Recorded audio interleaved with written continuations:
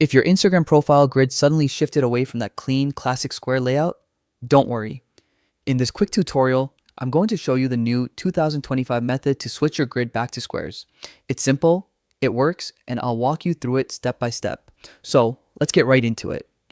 Open your profile and tap on any post you want to fix. Then hit the three dots in the top right corner. From there, choose Adjust Preview. You'll see two options. Select Fit.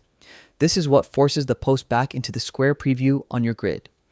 Once you tap OK, back out of the post and you should instantly see it update to the square format. Now, here's the important part. Instagram still doesn't offer a one-click option to switch your entire grid back to squares. So yes, you do need to repeat this for each post you want to fix. It's the one downside, but for now, it's the only available method that actually works in 2025. Just open a post, tap the three dots, select Adjust Preview, tap Fit, confirm, and you're done. Once you repeat that for all your posts, your entire grid will return to the clean square layout.